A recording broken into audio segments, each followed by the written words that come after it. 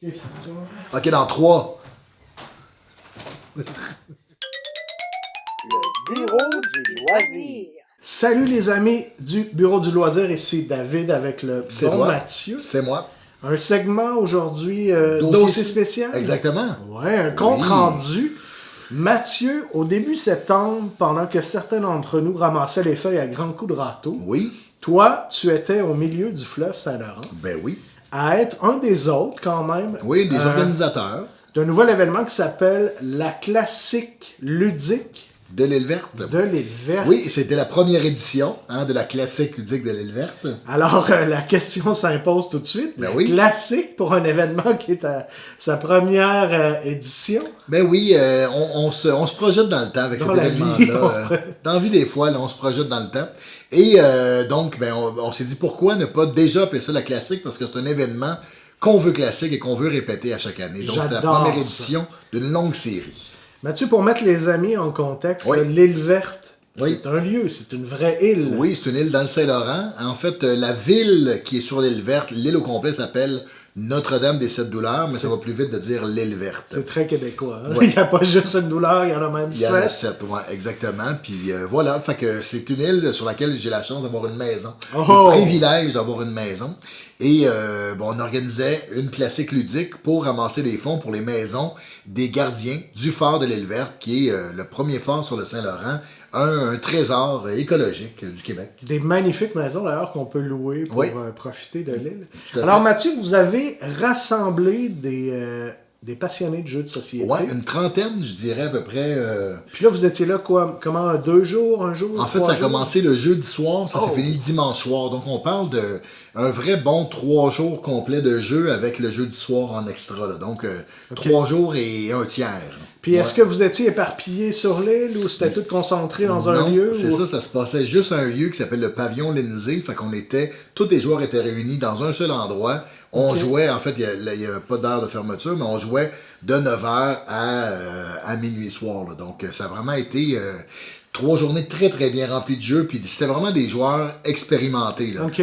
On a eu de la visite aussi des gens de l'île.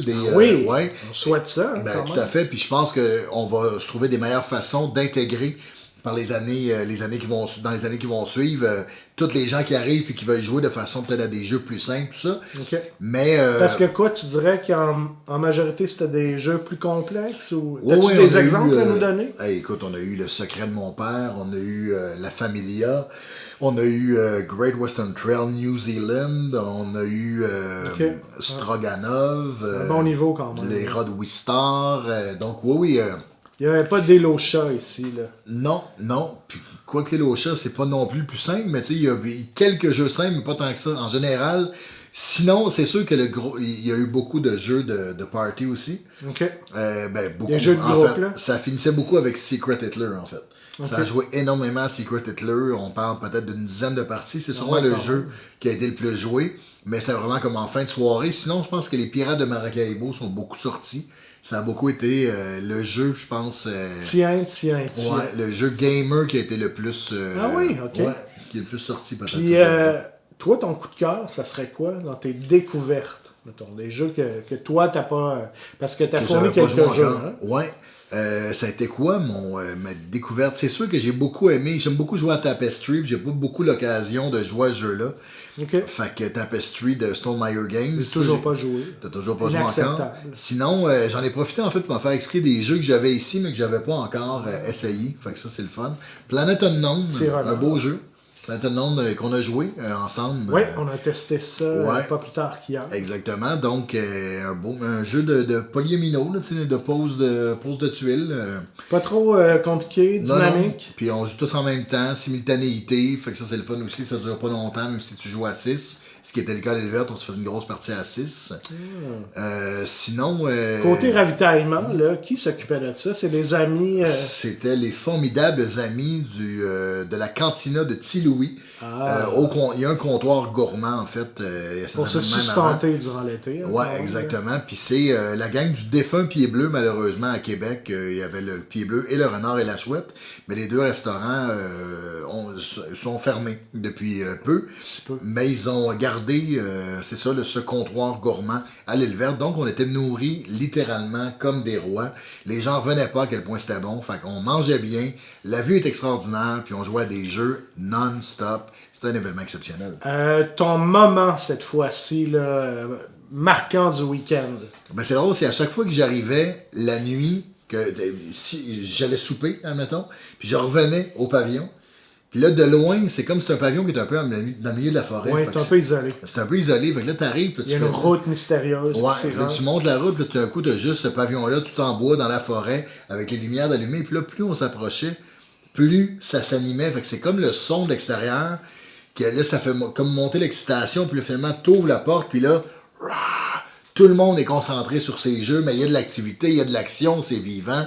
Donc, on dirait que ces moments-là, ça m'est arrivé 2 fois d'arriver un peu la nuit, puis de rentrer dans le pavillon, puis là, de voir tous ces joueurs-là réunis, et pour une bonne cause, et pour le plaisir, tout simplement, d'être ensemble, puis de jouer ensemble, c'était formidable. Moi, ce que je remarque dans ces événements-là, j'y étais pas, mais c'est toujours agréable. Là, vous le savez, là, vous qui êtes joueurs, on est toujours un peu dans un espèce de compromis social quand on est dans des soirées familiales ou tout ça. Là.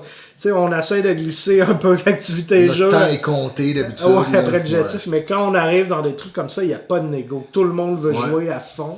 Il n'y a personne qui t'oblige à aller prendre une marche, t'as pas envie. Exactement. On y allait quand même parce que l'île verte est un lieu formidable. On a envie de la parcourir quand même à pied. Mais on pouvait, si on n'avait pas envie, juste jouer. Sans arrêt. S'installer de 9h le matin à minuit soir à une table. C'est des beaux moments. On espère que ça va revenir l'an prochain. Oui, vraiment, on le souhaite. Ça s'est assez bien passé pour qu'on puisse y croire. Oui, dirais-tu ça? Oui, puis tu sais, c'est ça, si on a un petit groupe Facebook, fait qu'on pourra le partager en temps et lieu. Ouais. Mais c'est vraiment ça l'idée, c'est de venir sur l'île pendant 3 ou 4 jours. Et de jouer jusqu'à plus soif. Oui, exactement. Super. Merci Mathieu. Ben, c'est un plaisir. Et puis, en espérant vous croiser là un jour. Ouais, oui, on vous revient bientôt avec le contenu régulier.